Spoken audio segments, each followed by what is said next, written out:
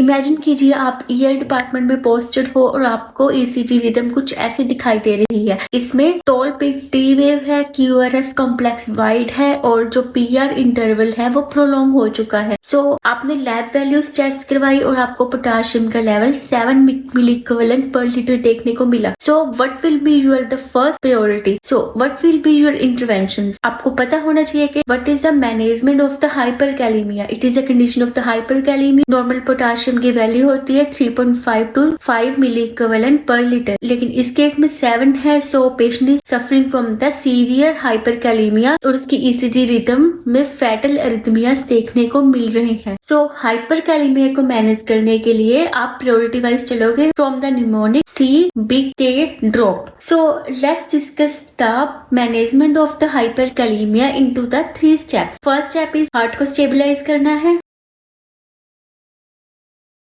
Stabilize the heart. Second is cell में potassium को डालना है from the blood so that blood में पोटाशियम का लेवल कम हो जाए. थर्ड पॉइंट इज जो पोटाशियम बच रहा है उसको बॉडी से बाहर करना है टू फ्लश आउट और remove the potassium from the body. Firstly to stabilise the heart आपको इंजेक्शन देना है कैल्शियम ग्लूकोनेट. सो इसमें आता है rule of 10 ml of the 10% calcium gluconate over the 10 minute. So आपको ऐसे पेशेंट को एडमिनिस्टर करना है और इसका इफेक्ट 10 to 30 मिनट्स तक रहता है. अभी आप कैल्शियम ग्लूकोनेट क्यों दे रहे हो? क्योंकि आपको हार्ट की मसल्स को मायोसाइट्स को स्टेबलाइज करना है ताकि फर्दर अरिथमिया को प्रिवेंट किया जा सके. But be careful. Don't mix the calcium gluconate with the sodium bicarbonate because it can precipitate. Second आपका स्टेप आता है जो पोटाशियम बाहर पड़ा है ब्लड में उसको आपने सेल्स के अंदर शिफ्ट करना है सो दैट ब्लड में जो सीरम पोटाशियम है वो कम हो जाए. तो इसके लिए आपको एक टर्म याद रखनी है BIG. फर्स्ट आता है हमारा बी से है बीटा एगोनिस्ट. इसमें है एल्ब्यूटेरॉल नेबुलाइजेशन ओवर 10 मिनट्स. नेक्स्ट आता है इंसुलिन प्लस डेक्सट्रोज जो इंसुलिन हेल्प करती है पोटाशियम को ब्लड से सेल के अंदर डालने में. तो इंसुलिन दे रहे हो तो पेशेंट को चांसेस है कि वो हाइपोग्लाइसीमिया में चला जाए, उसका ब्लड शुगर लेवल कम हो सकता है क्योंकि इंसुलिन है वो पोटाशियम के साथ ग्लूकोज को भी सेल के अंदर. तो उसको प्रिवेंट करने के लिए आपने जो इंसुलिन है वो डेक्सट्रोज की ड्रिप में देनी है to prevent the hypoglycaemia. And third point is G from blood sugar so that आप हाइपोग्लाइसीमिया को फिगर आउट कर सके.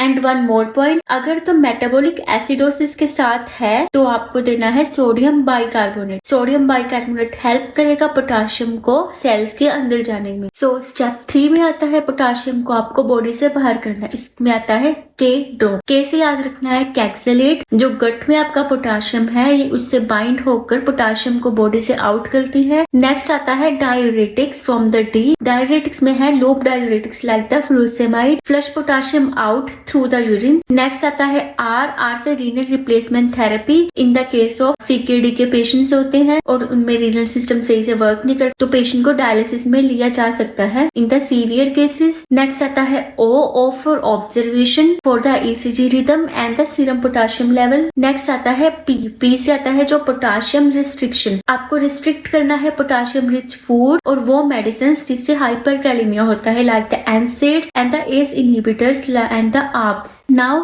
Give me the answer. तो आपके पेशेंट का पोटाशियम लेवल 7 था और आपको ECG फाइंडिंग ये देखने को मिली. So what will be your priority? So उसके लिए निमोनिक था C big K drop and last में सोडियम बाइकार्बोनेट. अगर तो पेशेंट को मेटाबॉलिक एसिडोसिस प्रेजेंट है तो आप पहले कैल्शियम ग्लूकोनेट दोगे सो दैट जो हार्ट मसल है वो स्टेबलाइज हो जाए. नेक्स्ट आता है B. आपको सेल्स के अंदर पोटाशियम को डालना है फ्रॉम द ब्लड. सो उसके लिए आप इंसुलिन प्लस डेक्सट्रोज दोगे और आपको ब्लड ग्लूकोज मॉनिटरिंग करनी है सो दैट पेशेंट हाइपोग्लाइसीमिया में ना जाए. And the third point is eliminate the excess potassium by giving the Kayexalate और the furosemide. And at last you have to monitor the ECG and the serum potassium level.